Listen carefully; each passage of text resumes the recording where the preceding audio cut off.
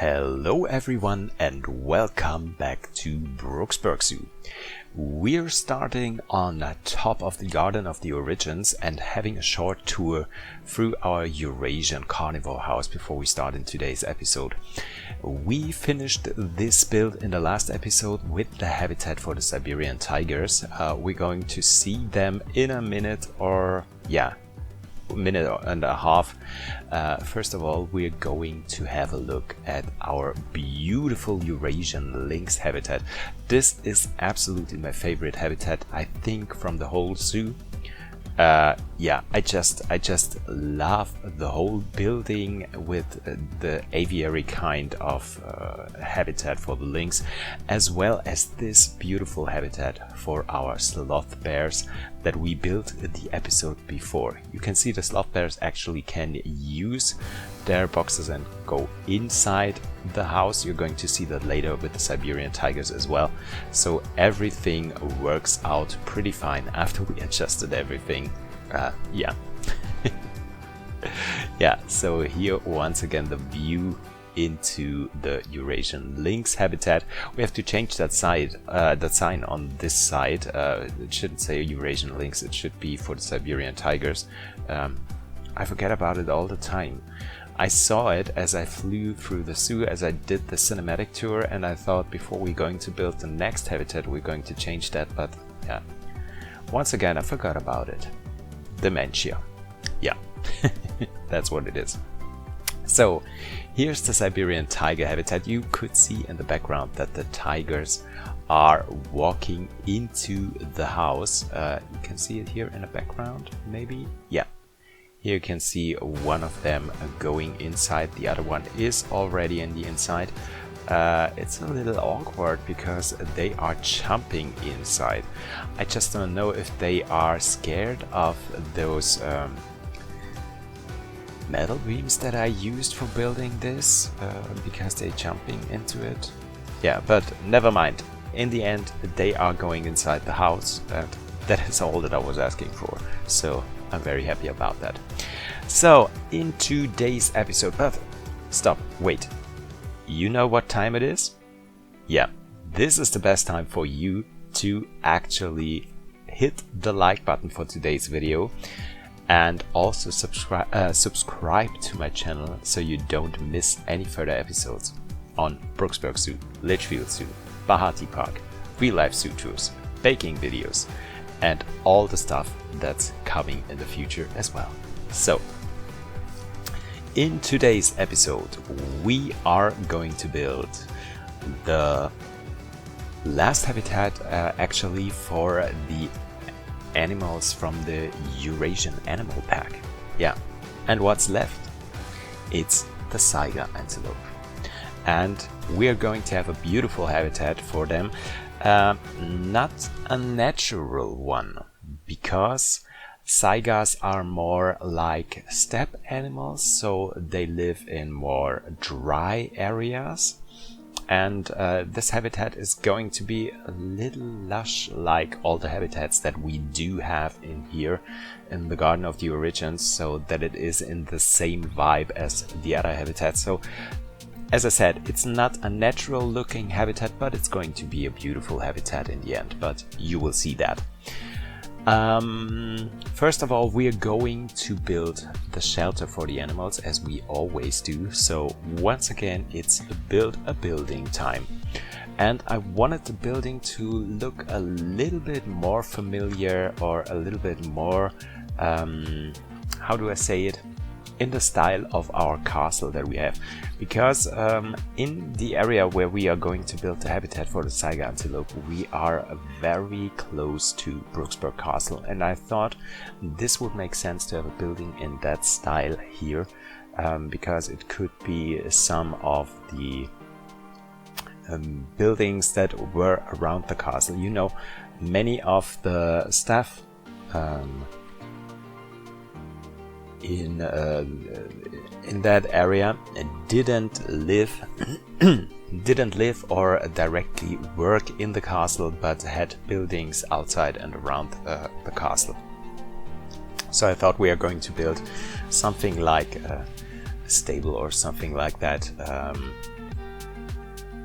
yeah, in the building style of the castle, but you're going to see it in a few minutes when we are getting closer to that. So that is why I also created this arch styles for the gates of the habitat, which I have to tell you right now, I'm very sorry for that, which don't have actual doors, because I thought when I was if I was going to build doors for that, the entrance would be a little bit too small so that the Saiga antelope won't be able to walk into the shelter anymore. So I hope you forgive me for not having any doors in there for the animals. But I think once it is finished, you won't even notice that there aren't any doors. Yeah, after we finish the Saiga habitat here, we still do have room on the other side of the of our path, right next to the lake, where we can have another habitat. And I just don't know which animal would fit in here into the Garden of the Origins. I thought about the Przewalski horse, but I'm not quite sure if it would be a perfect match for that area, because we would have a very similar habitat like the one for the Saiga antelope, and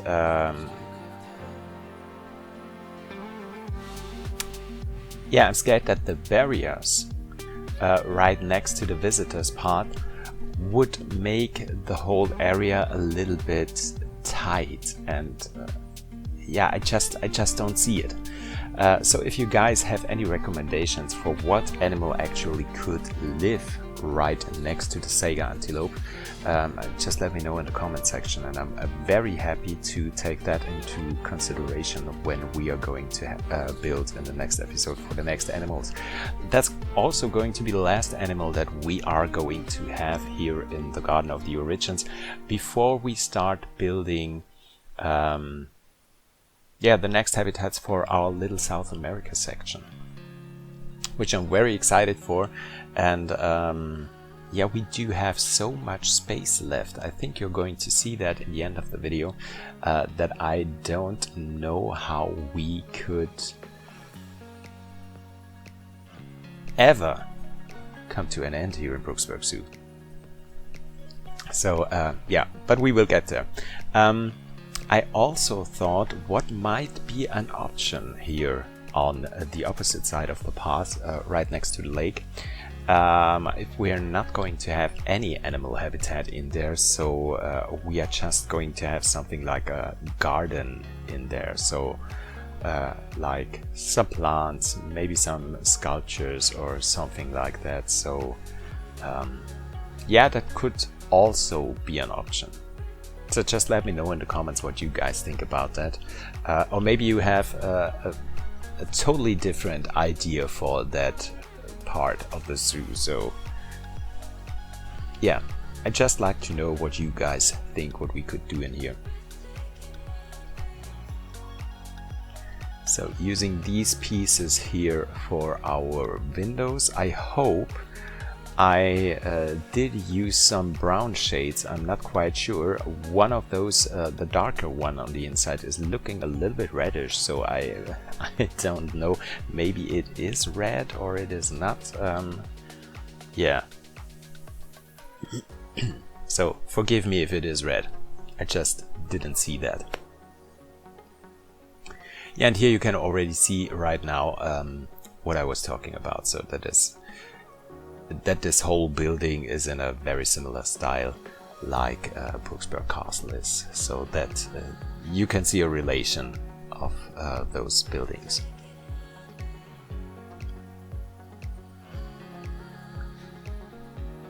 Yeah, we're also going to have an open stable in here. The Saiga antelope is, yeah, they live in huge herds in the wild, so I just don't know why it is in the game that we should only have like 11 animals in one habitat, so 1 male and 10 females, which doesn't make that much sense to me, because something like the Saiga antelope, which is a very vulnerable and very sensitive animal, they are so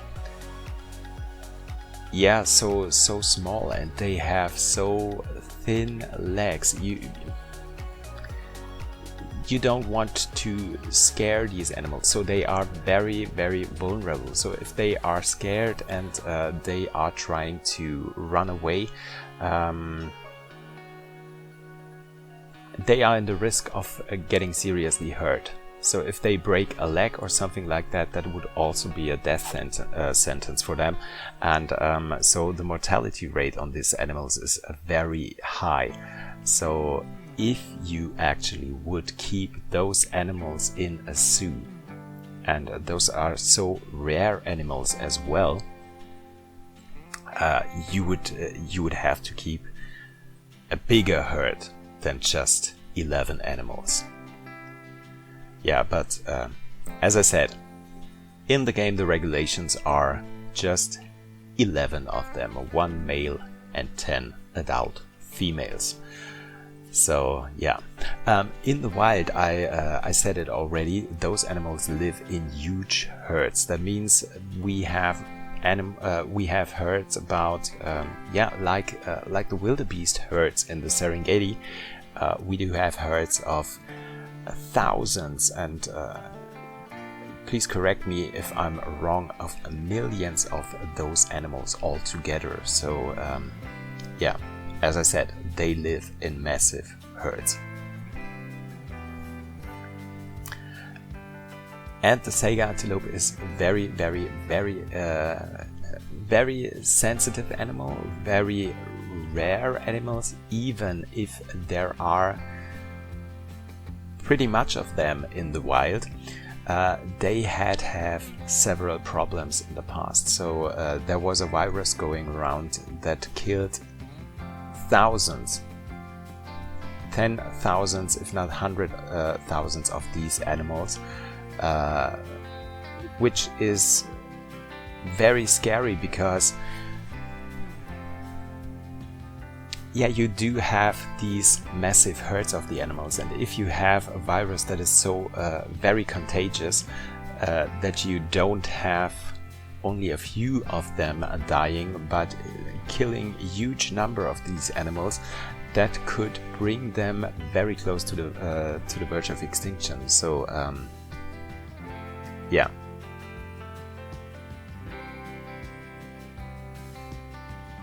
But these animals are also very difficult to keep in zoos, because they are such sensitive animals, and I think, I'm pretty sure that there is no zoo outside of Russia or outside of Asia that actually is keeping those animals.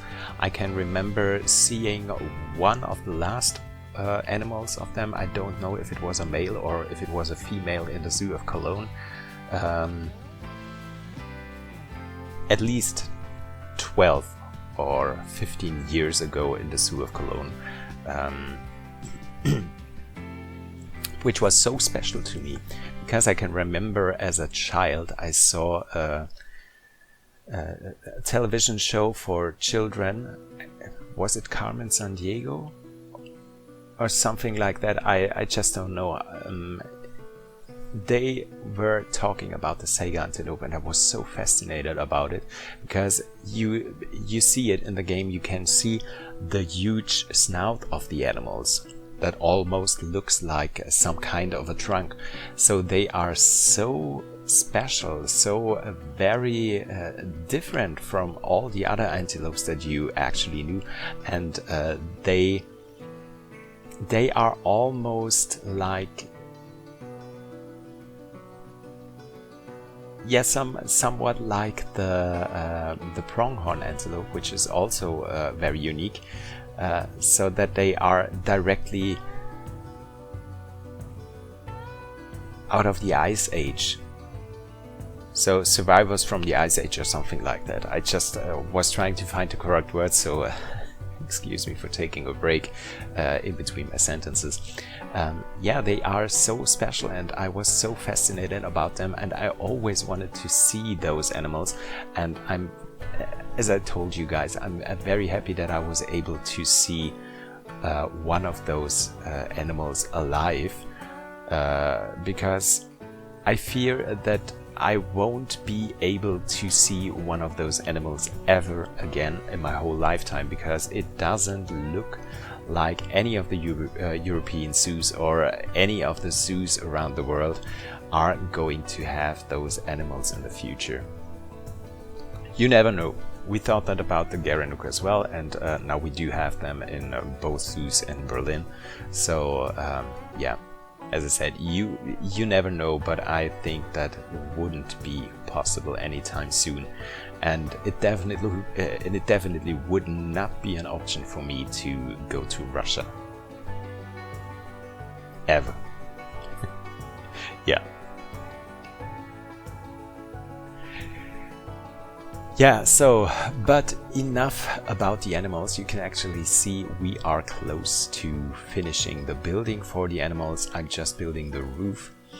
I wanted the whole building not to be too dark in the inside, and I also didn't want to build actual windows, so I decided we're going to have some kind of those roof windows on one side of the building, so that we are going to have a lot of sun in there.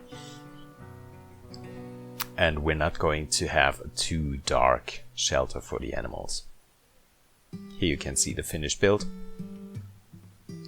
As I told you, we are not going to have any doors in there, so this is going to be open all around the year.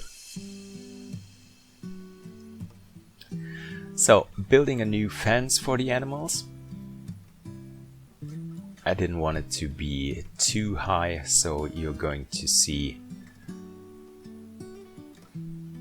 that I will check that out and move the fence close to some visitors of our zoo, so that I have the correct height of it,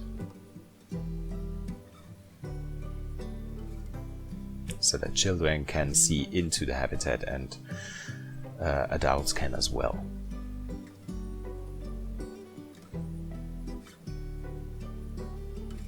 Yeah, here you can see it. Would be perfectly fine for children to look through the fence, and adults will be able to look over the fence.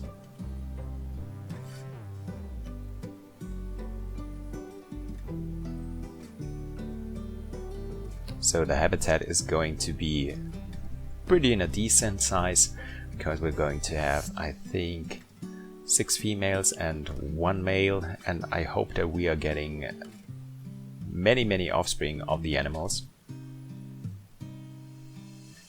We're having this not see-through fence on the left and on the right side of the habitat, and yeah.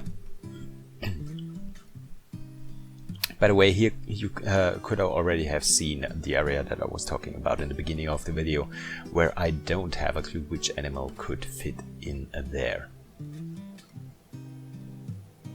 We also could have the red deer in there, would make also pretty much sense. But yeah, as I said, I don't want this area to be too tight. I also thought about a smaller habitat for the red-crowned crane, which also would fit in there pretty well.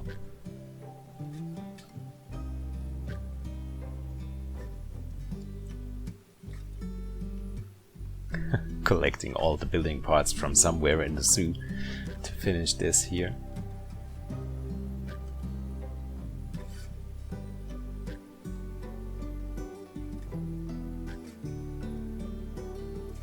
That's also something that I hope that I don't forget about it.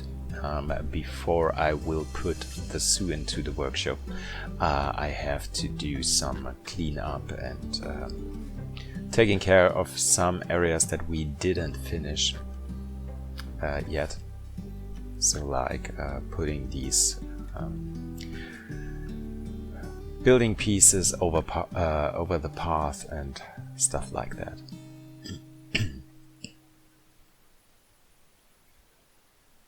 but I think we took care of that most of the time before we went into another build, so I don't think there would be that much work that is left to do there.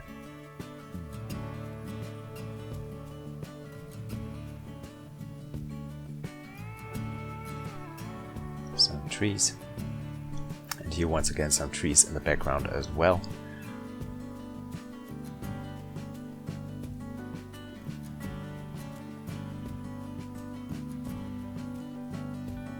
Yeah, and here you can see it's a pretty big area on the left side, so I think it's going to be a little bit bigger than the habitat for our Saiga antelopes. So yeah.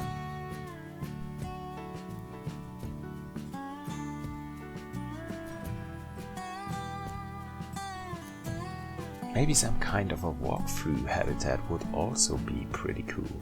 So like a little bit of a garden where you could walk through, but yeah, in the end, if I'm going to have a walkthrough habitat here for the red-crowned crane, which would also make sense and would be a possibility, I don't know if it would be big enough for that. Yeah, I just leave it to you guys. If you have any ideas, please, please, please let me know. Finally, time for the habitat itself and for some terrain work here. Something that I'm always preaching about is do have some kind of elevation in any habitat. No matter for which animal you are going to build, you always need to have some kind of elevation in there to make it look a little bit more natural and a little bit more interesting. So plain flat habitats are just boring. And it makes such a big difference if you're just going to have even the smallest elevation in there would make such a big difference. You can see it right here. This is just not a big elevation. We don't have a big mountain in here. You don't have to have a big elevation or build the Rocky Mountains or Stonehenge. I wanted to say Stonehenge. What is it called where the presidents are? Mount Rushmore. Rocky Mountains, the Himalaya or something like that. Just have a tiny little hill in there. Doesn't have to be that wide as well. Makes all the difference. And do terrain painting. Use the soil, use the rock color, use the sand color, use not the long grass. Just use the short grass from time to time, and yeah, it looks so different. And also do use those stone pieces from the Aquatic DLC, those gravel stone pieces. Put some plants right in between, and here you can see I didn't do that much in that habitat, but it looks so different. And I'm always trying to have something like a natural water source in there, because you know I hate those water sources that we do have in the game. So even if it is just a small puddle in there, it would be enough for the animals to have something to drink. So yeah. And I tend to use the dirty water because it looks so much more natural, and yeah, it would be something that you would see in an actual animal habitat in a zoo, where they do have those little puddles in there where the water from the rain is inside, and yeah.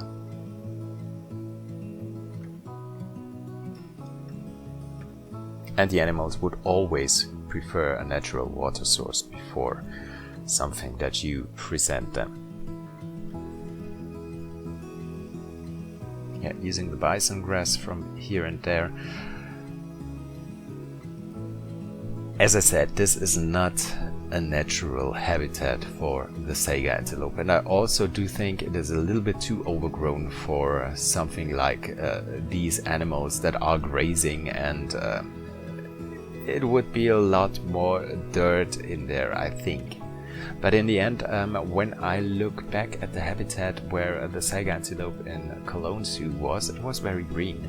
So it had a lot of grass in there, and I don't think the antelopes ate all of the grass in there. It wasn't that dirty.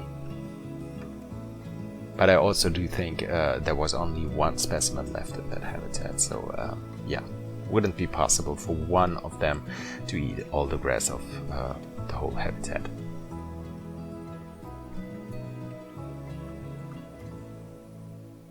Yeah, using dead trees as well for decoration.